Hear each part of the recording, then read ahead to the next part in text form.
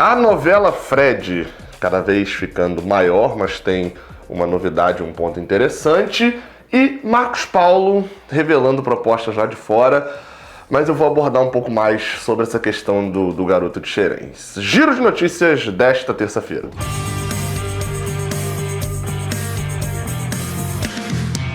Seja bem-vindo, você guerreira de todo o Brasil e de todo mundo. Aqui é o canal Raiz Tricolor. Tô gritando mesmo, parceiro. Tô gritando, sabe por quê? Porque o canal é meu. Eu grito se eu quiser. E você é o cara que assiste, que dá o like aqui embaixo pra fortalecer o canal. O canal, eu não vou ser aquele clichê do canal é nosso, vem não, mas você pode enviar recomendações de vídeos. Inclusive, uma das recomendações, um dos vídeos que eu vou fazer ainda nesta terça-feira, eu vou gravar logo na sequência desse aqui, é uma recomendação de uma pessoa que assiste o canal. Então, esse giro de notícias não é, no caso, né? Porque notícia eu já gravo mesmo. Então, vamos embora falar das notícias de hoje.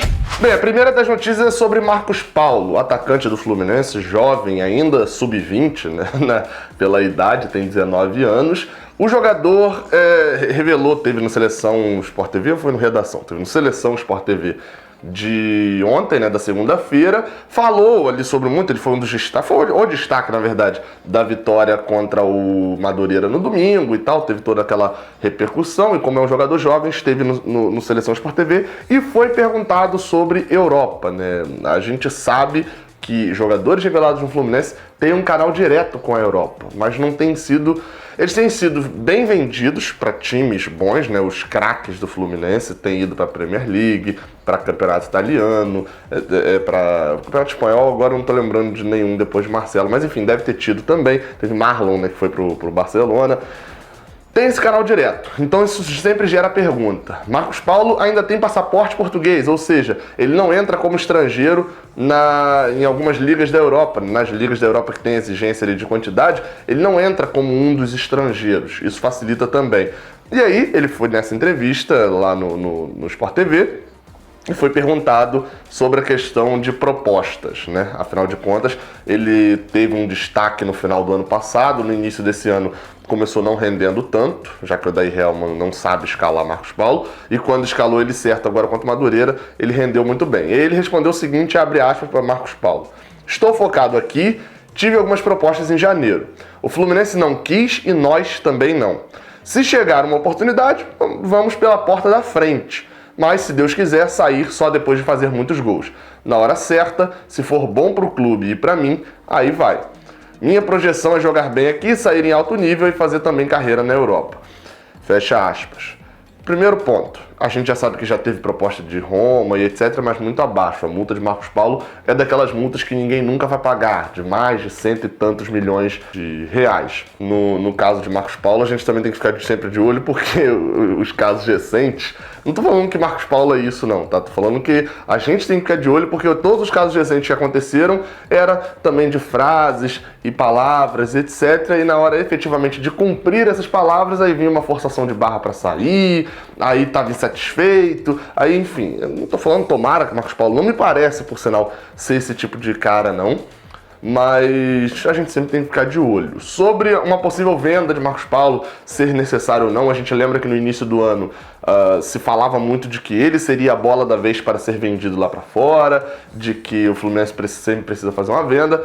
Fato é, assim, a gente não sabe quanto que o Fluminense almeja e planeja receber nesse ano de 2020 com vendas de jogadores, porque de fato esse orçamento não saiu do Conselho Deliberativo ainda. Deve ser aprovado aí na próxima semana. Ou seja, se a gente não tem esse número, a gente não sabe quanto que o Fluminense planeja receber de venda, a gente não sabe quem que será vendido. Se o Fluminense planejar receber 5 milhões de reais só, o que eu acho bem difícil, mas planejar receber só 5 milhões de reais, não é Marcos Paulo que vai ser vendido, a não ser que seja uma proposta muito boa.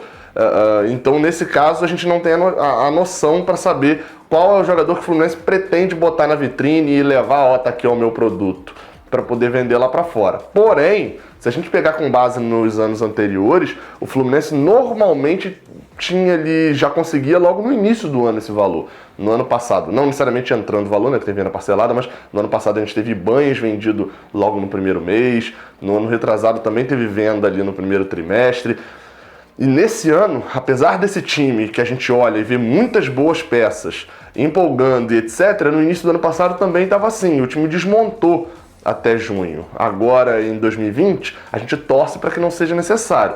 Hoje, vou repetir 200 vezes, hoje, para a temporada 2020 do Fluminense, era muito mais interessante que Miguel fosse vendido do que Marcos Paulo. Explico por quê. Miguel não pode sair do Brasil agora, só poderia sair quando completasse 18 anos, que se eu não me engano é em maio, abril de 2021.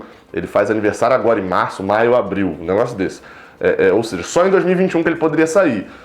E Marcos Paulo é titular do Fluminense. Miguel ainda não. Então, para a temporada 2020, seria muito mais interessante o Fluminense vender Marcos Paulo, vender Miguel. Porém, a venda de Marcos Paulo seria mais interessante a longo prazo. Afinal de contas, Miguel tem só 16 anos e pode render um fruto de uma venda muito maior para o Fluminense do que seria hoje sendo reserva do clube ainda.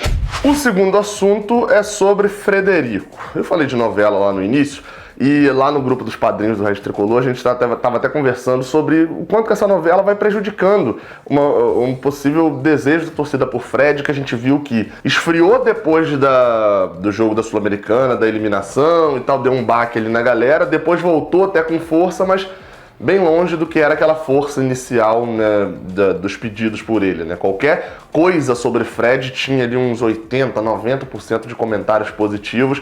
Agora a proporção já não está tanto assim. Mas a novidade sobre Fred tinha uma audiência para conciliar ali entre Fred e Cruzeiro, se resolverem em relação a dívidas e etc. Porém, a audiência seria nessa terça-feira e o juiz adiou essa audiência. A informação é do saudaçõestricolores.com e eu vou te falar, eu tenho problemas com esses termos jurídicos porque eu não conheço da área de direito. Mas o que aconteceu? Vou ler aqui o textinho que tá aqui, ó. Por decisão da Justiça de Trabalho de Minas Gerais, o encontro foi cancelado e ainda não há uma data para acontecer. Por que esse encontro foi cancelado? Porque o juiz quis, o juiz André Vitor Araújo Chaves. Ó, vou ler aqui o que ele falou. O autor aponte o valor do pedido C5, observando o proveito econômico a ser obtido pelo reclamante, corrija o valor da causa, tudo sob pena de extinção do processo sem resolução de mérito, ou seja, juridiquês. Teve alguns problemas no processo, algumas situações e impediram de que Fred tivesse audiência de conciliação lá com o Cruzeiro. O fato é, esse termo juridiquês, etc, de nada deveria impedir uma negociação e assinatura entre Fluminense e Fred. Por quê? Se o medo de Fred é que ele vire um Gustavo Scarpa, eu já até falei sobre isso aqui no canal. Expliquei o caso Gustavo Scarpa, falei que tinha esse medo, só que depois realizando, qual foi o pensamento que se veio na minha cabeça lá atrás e que agora já tá, até pelo que eu vi, mais pessoas também pensaram isso. O Fluminense com o Gustavo Scarpa, ele queria pagar o salário de Gustavo Scarpa, queria Gustavo Scarpa jogando. O Cruzeiro, mas não quer Fred de jeito nenhum com esse salário. Foi ótimo pro Cruzeiro essa liminar, tirando a obrigação de Fred de receber o salário do Cruzeiro. O Cruzeiro tá achando isso maravilhoso, porque querendo ou não, era brincando ali 1 milhão por mês, mais ou menos, que o Cruzeiro tinha que depositar na conta de Fred, que já não tá depositando há muito tempo, mas que a dívida entra pro Cruzeiro. O Cruzeiro não vai entrar na justiça para derrubar essa liminar de Fred poder assinar com outro clube. Porque se ele derruba essa liminar, como o Fluminense derrubou com o Gustavo Scarpa algumas vezes, ele volta a ser jogador do Cruzeiro e volta a receber salário do Cruzeiro. O Cruzeiro não quer isso.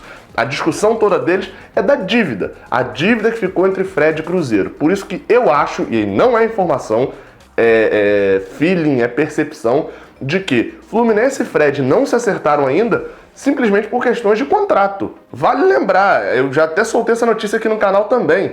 Há uma divergência entre o quanto receber e a forma como esse salário seria pago, no sentido de Fred quer um contrato fixo de salário, Fluminense quer um contrato, tipo, não sei, a porcentagem não é essa, tá? Mas vou dar um exemplo. Fred quer X, o Fluminense quer X menos 40% e 40% por produtividade, por exemplo. O Fluminense quer um contrato de produtividade, o Fred quer um contrato fixo. Um contrato já seria de 2 anos, né? No caso agora já está quase 1 ano e meio, que seria até o final de 2021.